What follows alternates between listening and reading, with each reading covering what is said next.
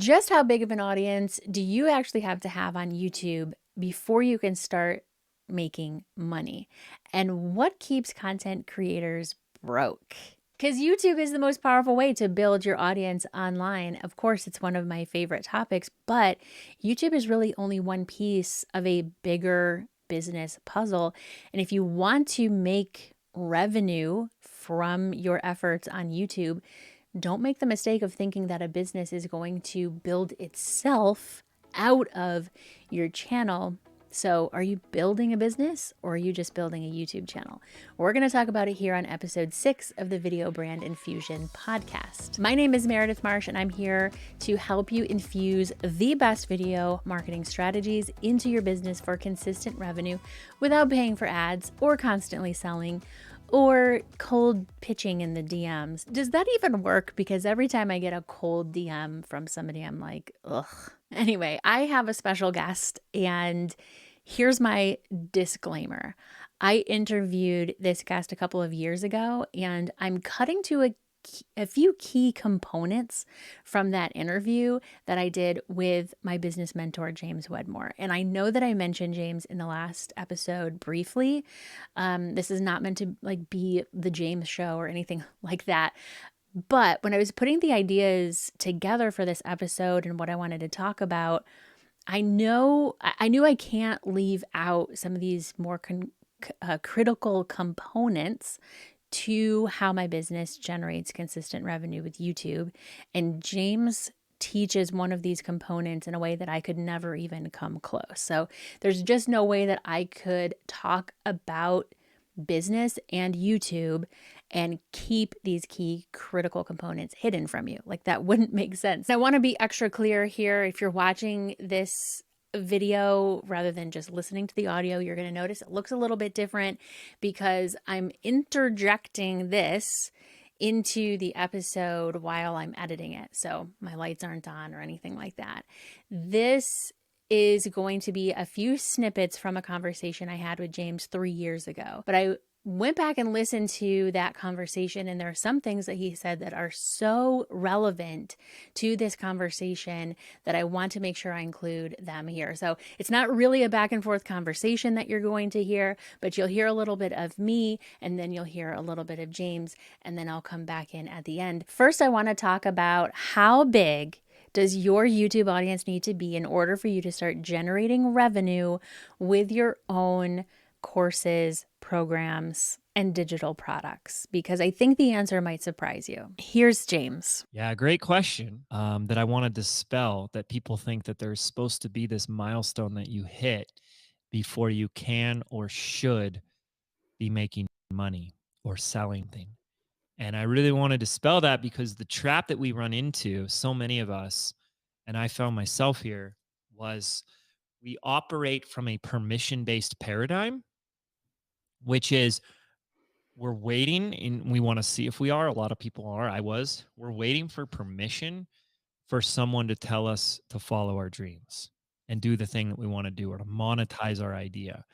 And until that happens, we're just sitting on the sidelines waiting for someone to come by and say, okay.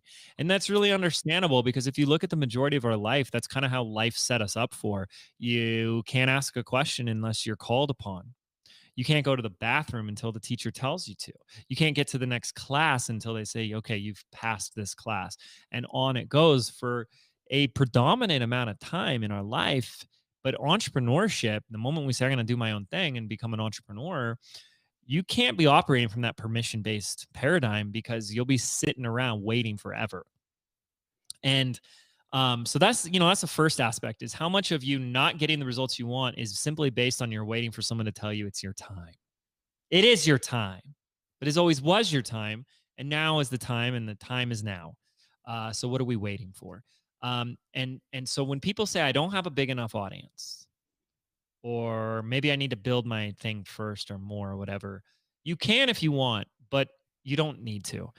There are so many different business models that include YouTube, right? And I think there's some overlap here, but I think what I keep running into myself, what I've been running into really honestly for the last 9 years is the allure of having multiple revenue streams, passive in quotes, revenue streams is pretty strong when it comes to YouTube. You have AdSense revenue, you have affiliate revenue, you have the ability to work with brands and get paid to do that. You have other opportunities that may come your way. And for some creators on YouTube, their business really is YouTube. It really is their YouTube channel. And the job of the channel is to generate as many views as they can and grow the audience as big as they can so that they provide more value to the platform, which means they get more AdSense revenue. And they provide more value to brands that want to work with them. And so they get paid more for their brand deals.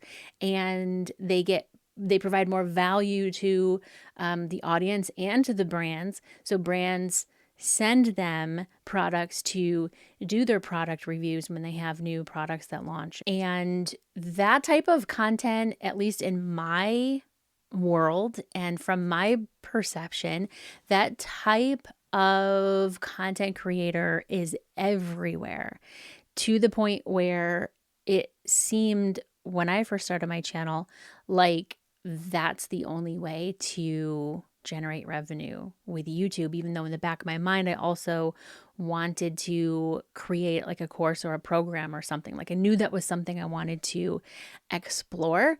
And of course, everyone wants to have 17 streams of revenue. That sounds amazing, right? But then you have 17 different bosses, if you will. You have 17 different strings that are being pulled every which direction. And the fact that you're creating content and you're putting so much time and energy into your videos, and then waiting to monetize, waiting until somewhere down the road, a couple years from now, deciding that you're going to start figuring out how to generate revenue.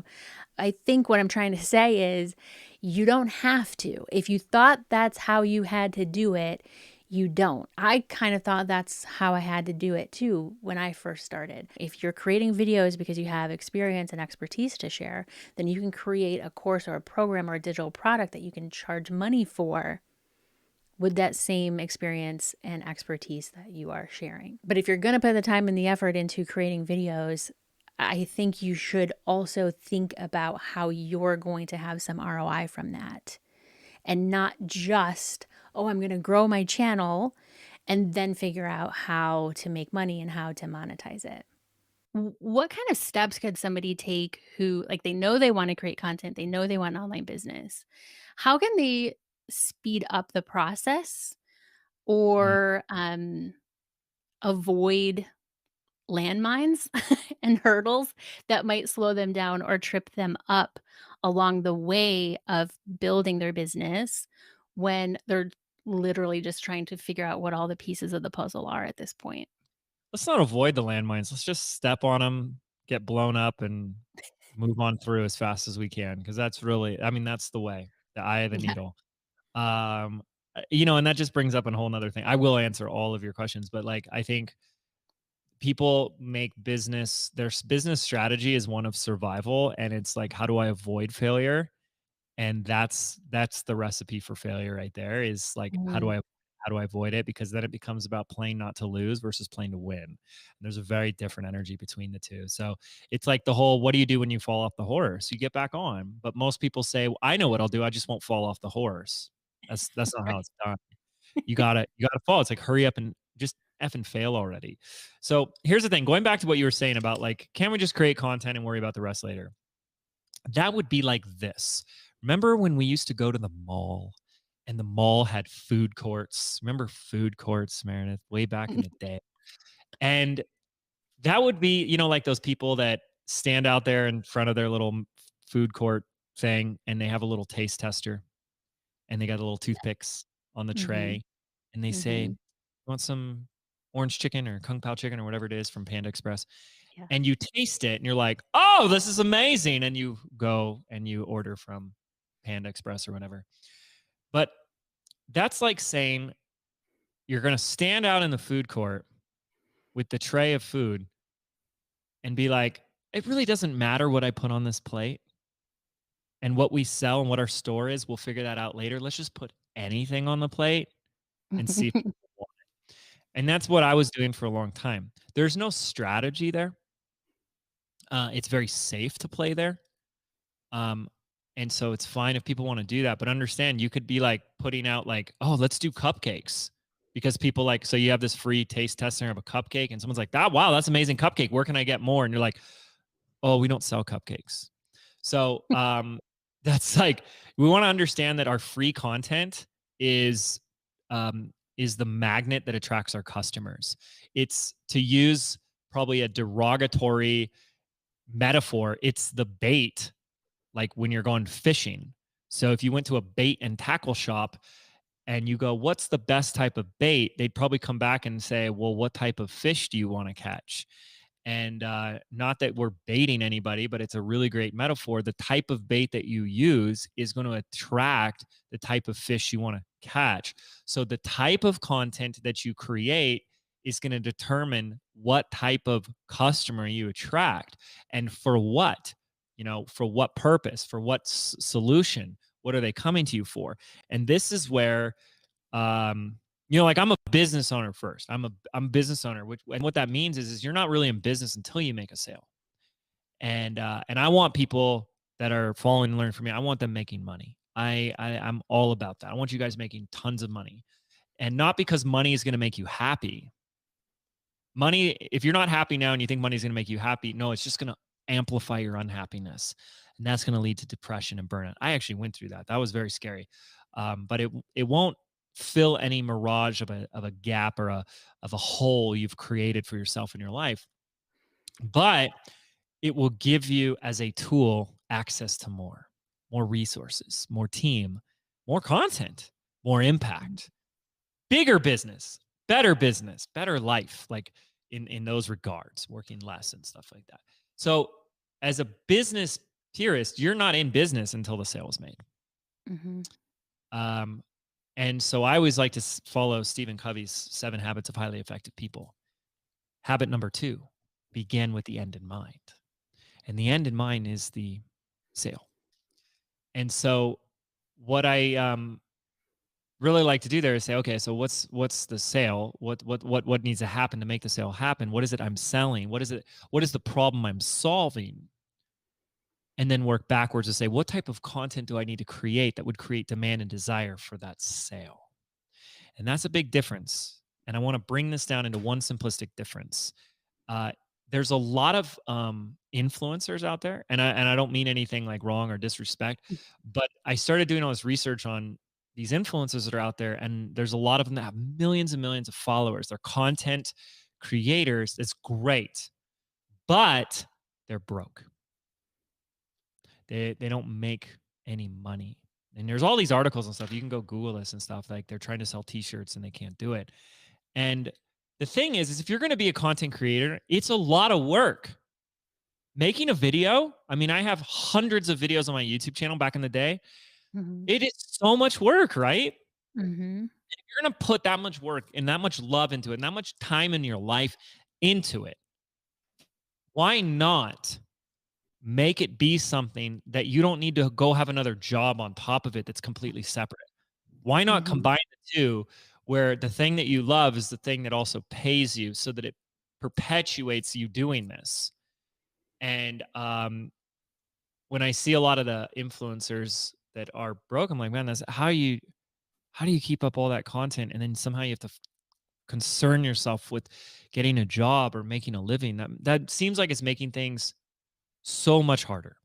And to that, I say one of the fallacies I see with today's influencer, you know what I mean? Like these Instagram influencers and the vloggers and stuff like that. And again, no disrespect. I wish I could do more of that. I'm living my best life. I'm out here in Sedona, Arizona. I'm building a camper van in my spare time. I go on all these fun little adventures and hikes and mountain bikes. And it's like, man, I could just like daily vlog all this. But we also run a big company, and I keep myself, oh, we got an Airbnb business. We're building all these homes and stuff like that. And it's like, man, it'd be really interesting to share all the adventures. Mhm. Um, but I always want to make sure it's like, well, is it going to tie back to, you know, making it worth it for me? That's so good. It's so good. So we got to begin with the end in mind. Let's start with the sale. And then when we go from there, we want to find the lowest hanging fruit. We want to start with the lowest common denominator, the easiest thing. And so for a lot of people, it's like just getting a one-on-one client. And so what we notice with a lot of our students, as soon as they start putting any type of content out there, there's already people coming to you asking you for more. Like, wow, I love how you're making your videos. Like, can I ask you a question about this? Or can I ask you about this? Or how are you doing this? And it's very important that you're observing who is coming to me and what are they coming to me for? And is there something here? Right. And that can be happening when you have no one on your email list. That can happen after your first video, right? That your first podcast, your first whatever.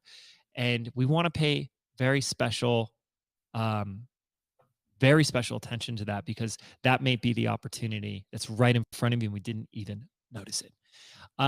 But we've had people. We teach a process called the monetize before you make it process, which is all around running a beta launch, which I can go into more detail if you'd like. And we have people start that by saying, "Hey, just start with your 10 founding members of your program, and let's fill that out."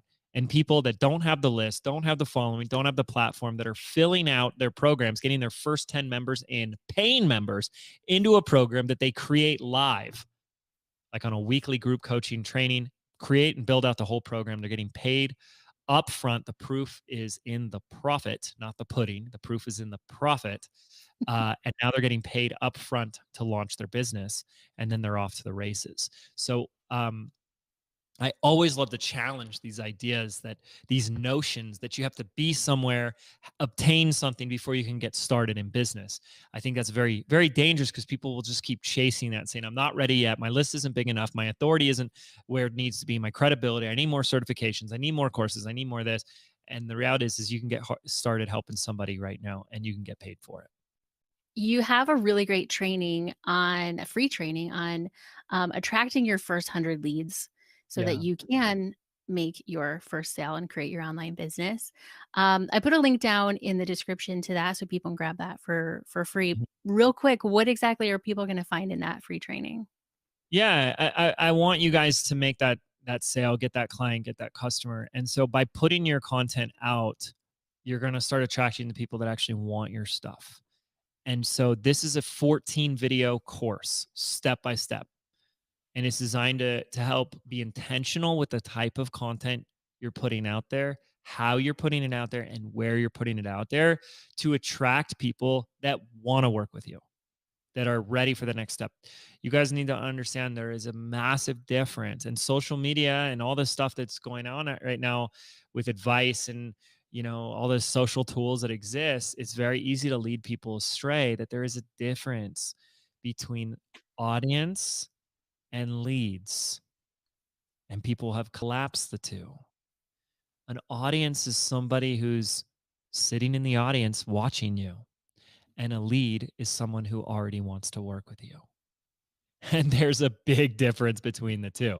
So, how do we not just get more audience, but how do we turn more of the audience you have into people that want to work with you and take that next step? And that's what this course is going to help you with. Walks you through the whole process. Yeah, best part is it's free. I've had people Mhm. tell us, many people tell us that this has had more value for them than the $997 courses that exist out there. For Um, sure. I think that is great advice Mhm. for all of you, is focus on quality over quantity always. Put the best darn stuff out there that you possibly can, and then go and make it even better. And I've built my company and our business on that simple foundation, which creates a reputation. People know when James puts something out there, it's going to blow my freaking mind. It's going to help me. And that's not just reserved for me, but we are content creators. Let's not put out crap. Let's not put out garbage. Let's put out stuff that produces results. Let's put out stuff that helps people, that makes a difference, that gets them from where they are to where they want to be quicker, easier, faster, and more simple. And that's what we're all here to do, Yeah. is help people. So I'm going to link up the 100 leads, your first 100 leads free course down below that James teaches. This is the thing that I was saying. The reason why I wanted you to hear this from James is because this is so, so good. I go through this 100 leads course every year when it comes around. It's completely free. And even though I have James paid program, I have his paid stuff, this free thing is insanely valuable. Don't discount it because it's free thinking, oh, it's just like some PDF you have to download. No, it's not. So I'm going to link to the 100 leads training down below. I think it's going to blow your mind. If you've been listening to this podcast or wondering for a while, like, how am I creating free content on YouTube and selling a course or a program and growing my email list? And how does this all fit together? And where do I start? And what do I do? I want you to know that leads are the link. Leads are the link between your free content and your paid program, digital product, course, whatever it is. Your leads are your link. You can have an audience as big as you want over here. If you can't get those people to become a lead, if you can't link those people to your paid programs, then you're not going to generate revenue from the audience that you're building. Because once you have those leads, then building a set it and forget it YouTube funnel is the simplest way to generate consistent sales of your offer. And you have to have those leads there in order to make that happen. So in episode 1 of this podcast, I broke down exactly how my YouTube funnel system works, what it looks like, how you can set it up for yourself so that your course sells itself on autopilot with the simplicity of evergreen organic YouTube traffic. And you can say goodbye to launching and waiting for somebody to just happen to find your course somewhere on your site, or even having to do those cold DMs that nobody likes. So that's in episode 1. And since this is a brand new podcast, if you haven't left a review or a star rating for me in your favorite podcast player, or even just left a comment on the YouTube video for this podcast, I would greatly appreciate it.